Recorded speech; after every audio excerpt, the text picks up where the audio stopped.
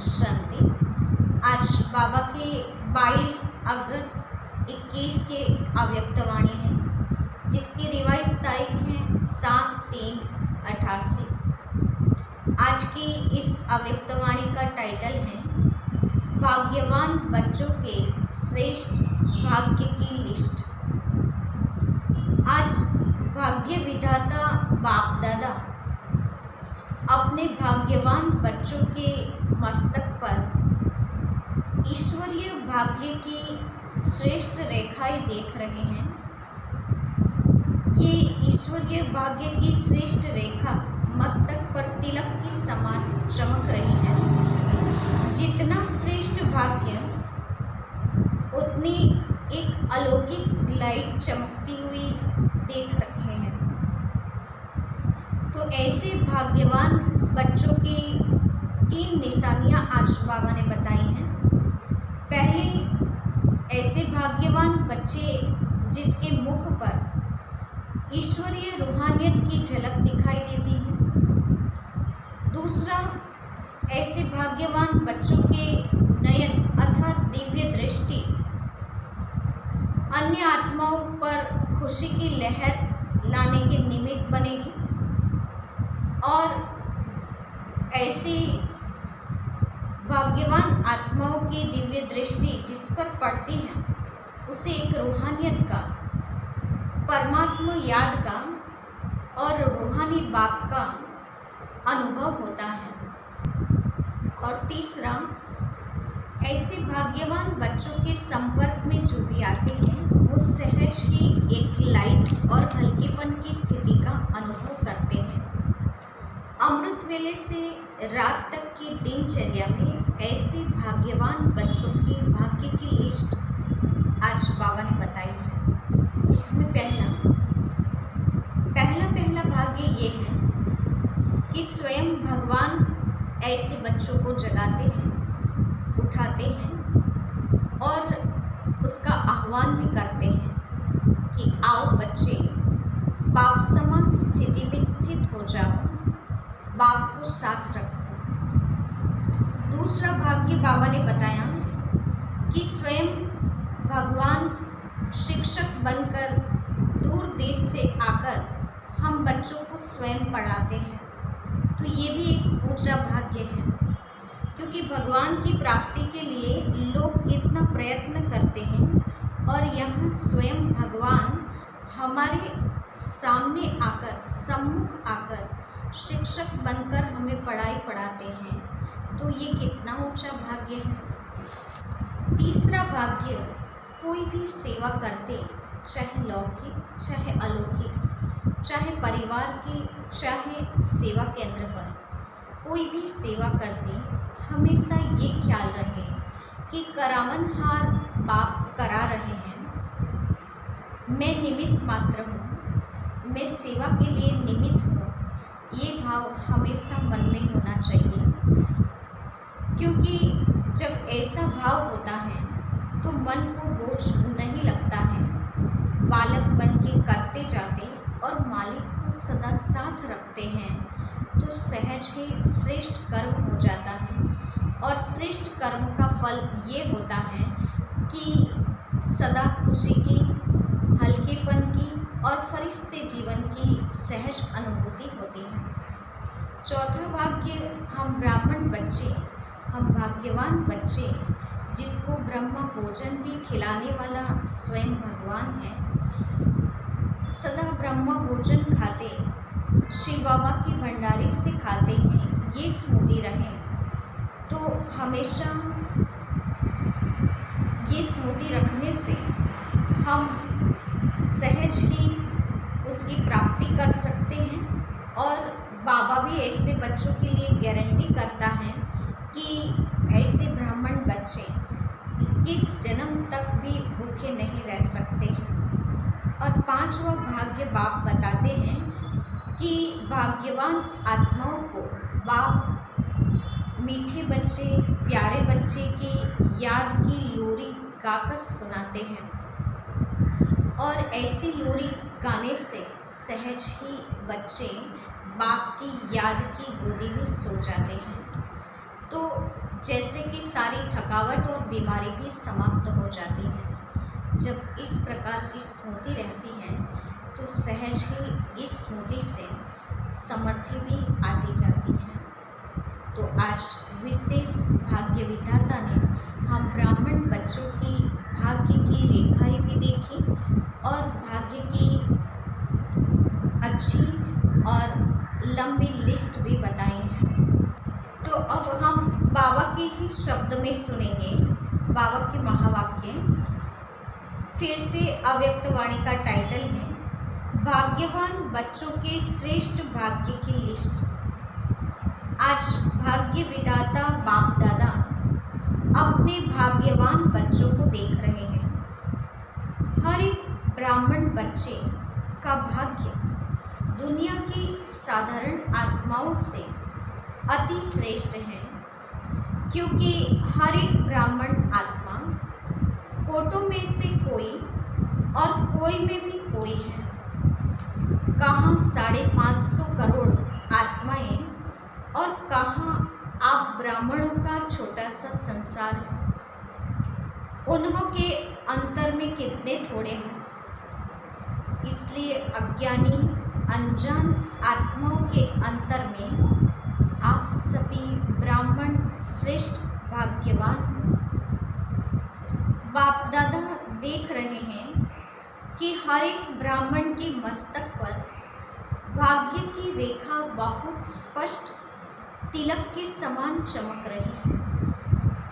हद के ज्योतिषी हाथों की रेखा देखते हैं, लेकिन यह दिव्य ईश्वरीय भाग्य की रेखा हर एक के मस्तक पर दिखाई देती है।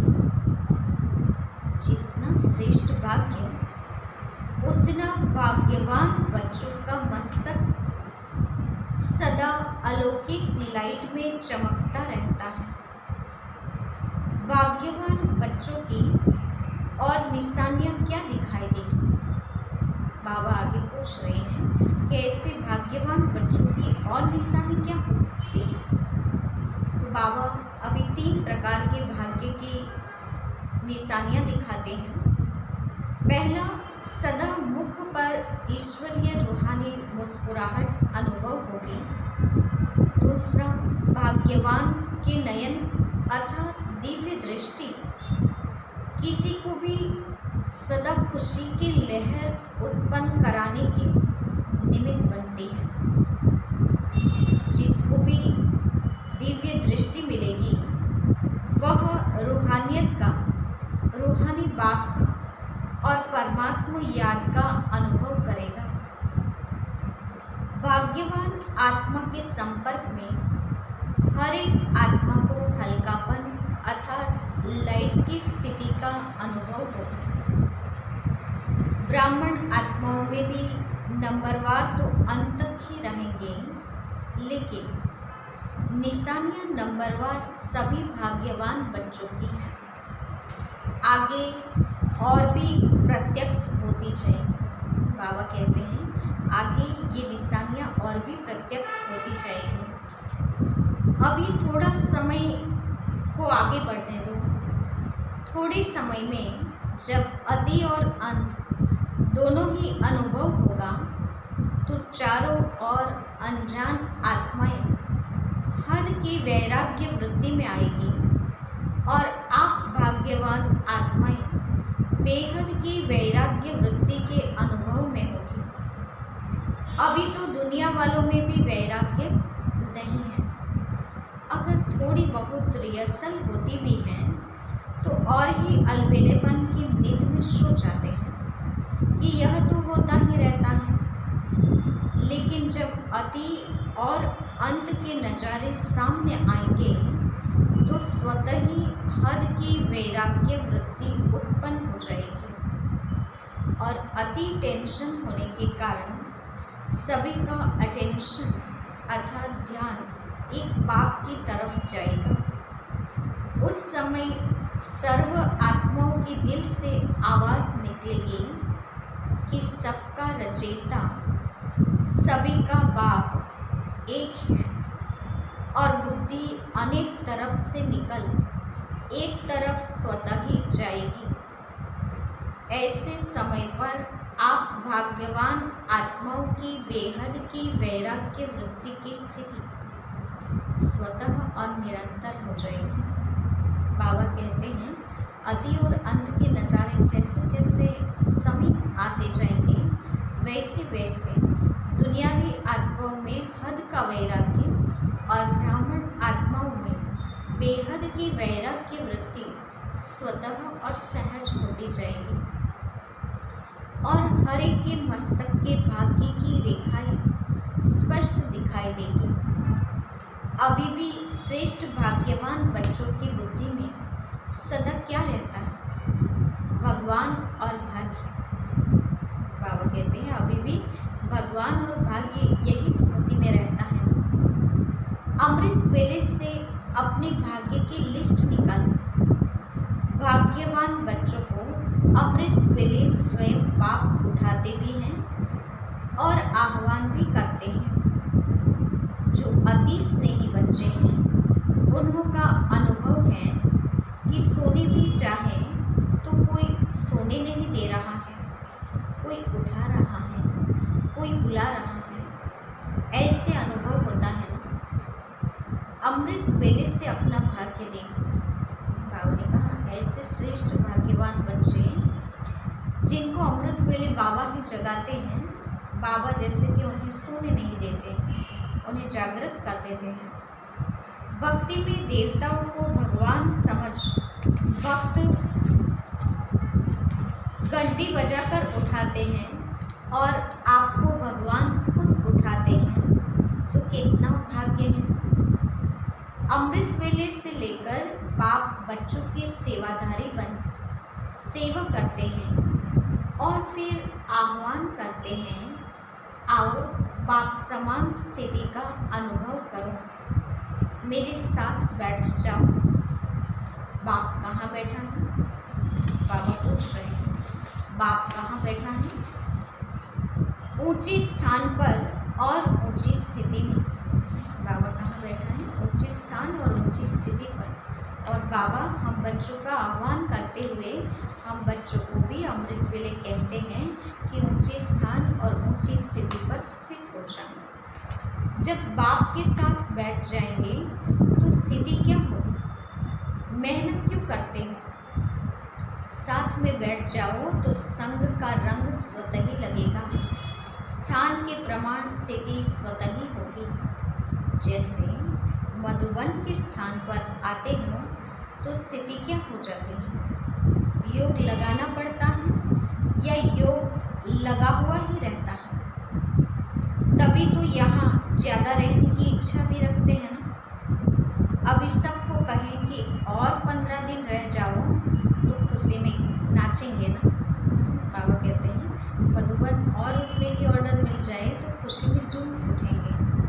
तो जैसे स्थान का स्थिति पर प्रभाव पड़ता है, ऐसे अमृत वेले या तो परम धाम में या तो सूक्ष्म वतन में चले जाओ, बाप के साथ बैठ जाओ। अमृत वेला शक्तिशाली होगा तो सारा दिन स्वतः ही मदद मिलेगी।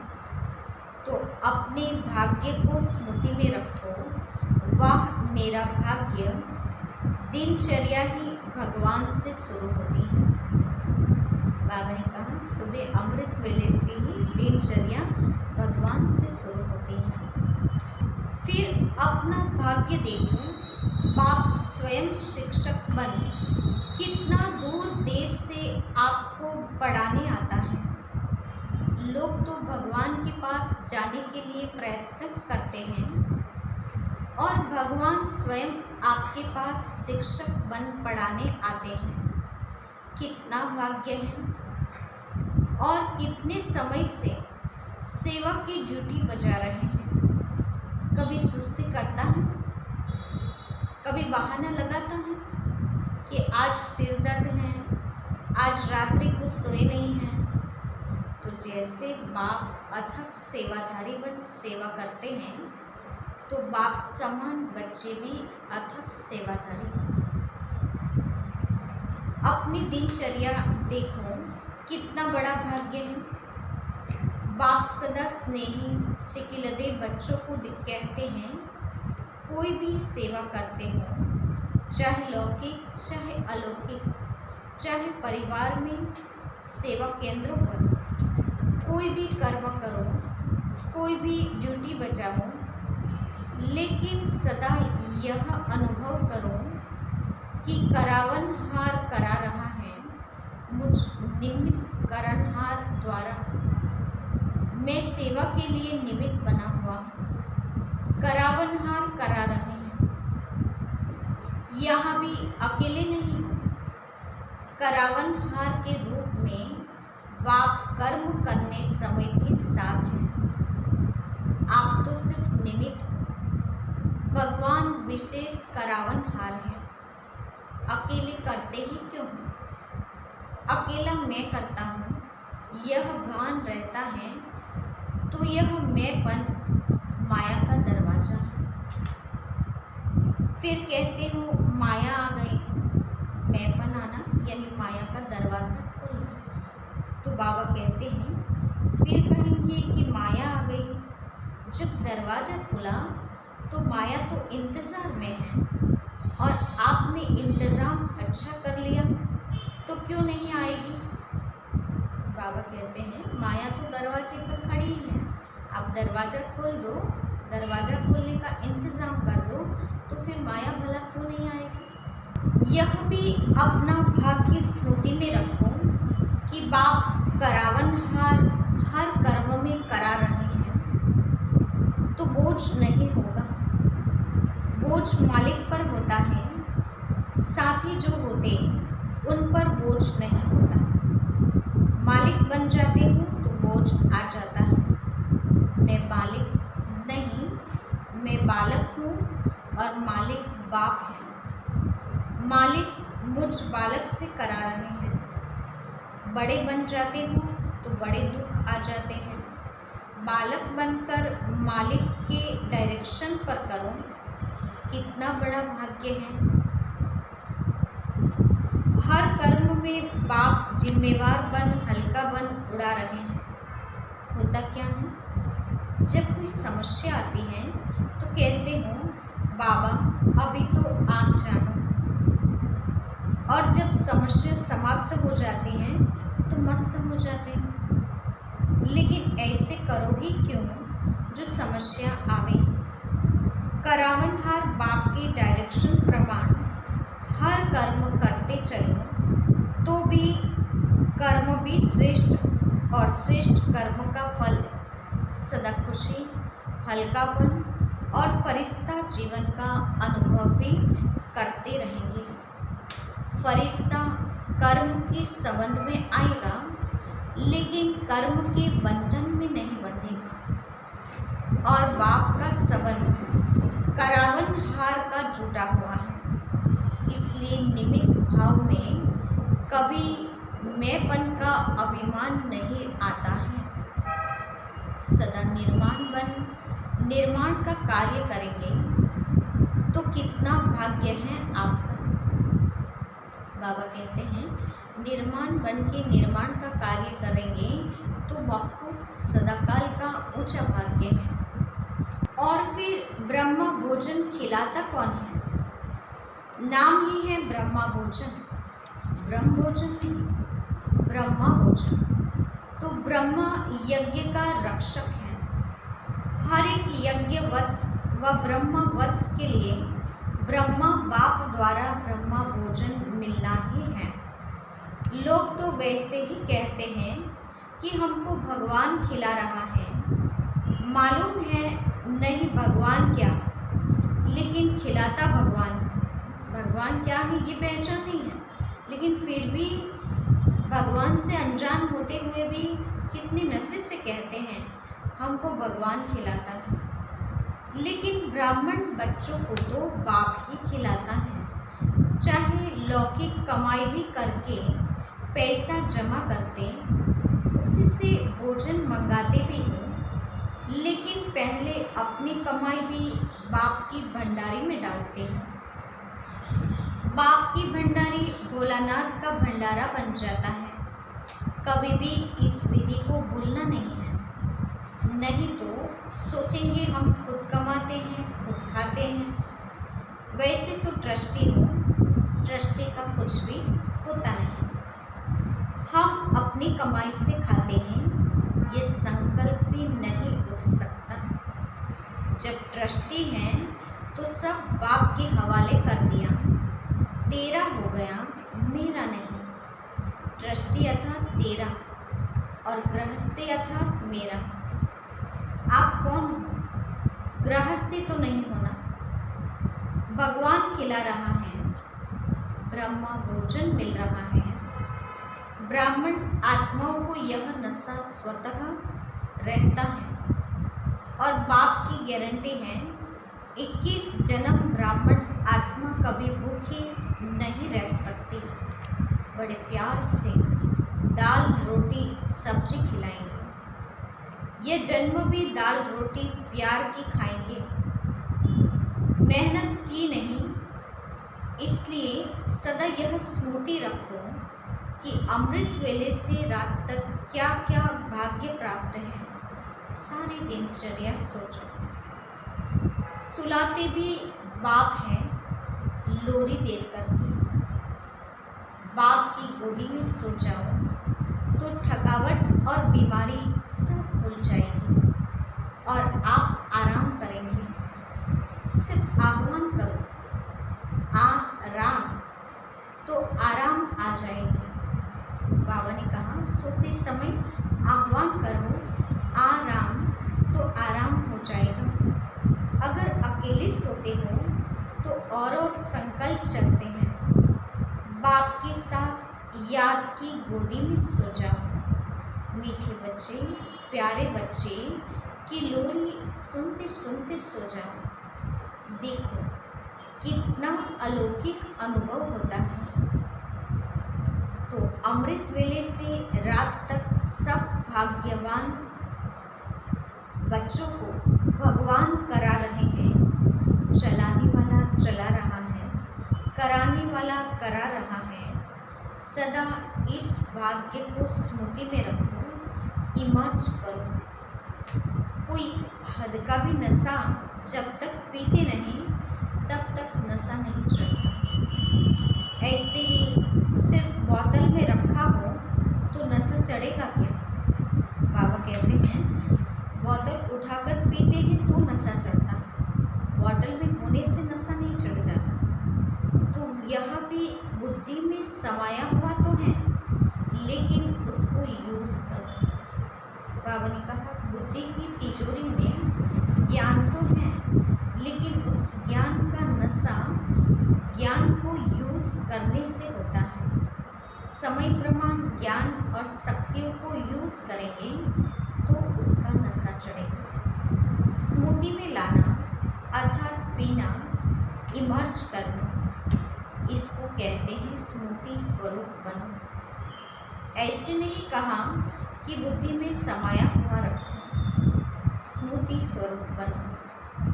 कितने भाग्यवान हो, रोज अपने भाग्य को स्मृति में रख समर्थ बनो और उड़ते चलो। समझा क्या करना है? डबल विधि से हद के नशे के तो अनुभवी हैं। अब ये बेहद का नशा स्मृति में रखो तो सदा भाग्य की श्रेष्ठ लकीर मस्तक पर चमकती हुई रहेगी, स्पष्ट दिखाई देगी। अभी किन्हों की मर्ज दिखाई देती है, किन्हों की स्पष्ट दिखाई देती है, लेकिन सदा स्मृति में रहेगी तो मस्तक पर चमकती रहेगी, औरों को भी अनुभव कराते रहेंगे। अच्छा, सदा भगवान और भाग्य ऐसे स्मृति स्वरूप समर्थ आत्माओं को सदा हर कर्म में करनहार बन कर्म करने वाली श्रेष्ठ आत्माओं को सदा अमृत वेले बाप के साथ ऊंचे स्थान और ऊंची स्थिति पर स्थित रहने वाले भाग्यवान बच्चों को सदा अपने मस्तक द्वारा श्रेष्ठ भाग्य की रेखाएं औरों को अनुभव कराने वाले विशेष ब्राह्मणों को बाप दादा का याद प्यार और नमस्ते। विदाई के समय दादी जानकी बम्बई तथा कुरुक्षेत्र सेवा पर जाने की छुट्टी ले रही हैं। महारथियों के पाँव में सेवा का चक्र तो है, जहाँ जाते हैं वहाँ सेवा के बिना तो कुछ होता नहीं। चाहे किस कारण से भी जाएं, लेकिन सेवा समाई हुई है।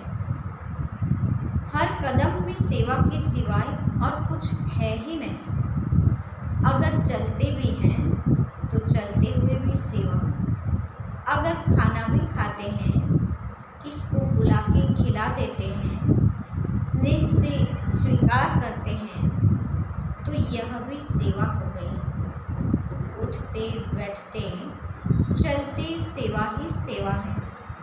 ऐसे सेवाधारी हो। सेवा का चांस मिलना भी भाग्य की निशानी है।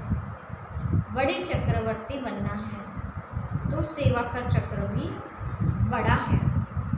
अच्छा, आज का वरदान है, तमोगुणी वायुमंडल में अपनी स्थिति एकरस अचल अडोल रखने वाले मास्टर सर्वशक्तिमान भव।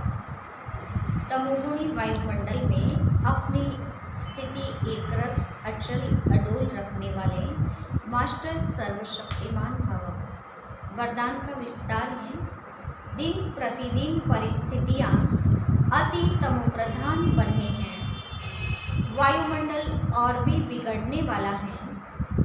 ऐसे वायुमंडल में कमल पुष्प समान न्यारे रहना, अपनी स्थिति सतोप्रधान बनाना, इसके लिए इतनी मेहनत व शक्ति की आवश्यकता है। जब यह वरदान स्मृति में रहता है कि मैं मास्टर सर्वशक्तिमान हूँ, तो चाहे प्रकृति द्वारा, चाहे लौकिक संबंध द्वारा, चाहे देवी परिवार द्वारा कोई भी परीक्षा आ जाए, उसमें सदा एकरस और अचल अडोल रहेंगी। बाबा कहते हैं, परिस्थितियाँ जैसे जैसे समय बीतता जा रहा है और नाजुक होती जाएगी, और ऐसे समय में मास्टर सर्वशक्तिमान के स्वमान में स्थित होकर हम प्रकृति, लौकिक संबंध या देवी परिवार की कोई भी परीक्षा आए, उसमें एकरस स्थिति और अचल अडोल की स्थिति से सहज पास कर सकते हैं। आज का स्लोगन है, वरदाता बाप को अपना सच्चा साथी बना लो तो वरदानों से झोली भरी होगी। वरदाता बाप को अपना सच्चा साथी बना लो तो वरदानों से झोली सदा भरी रहेगी। तो बाबा को सच्चा साथी बनाना है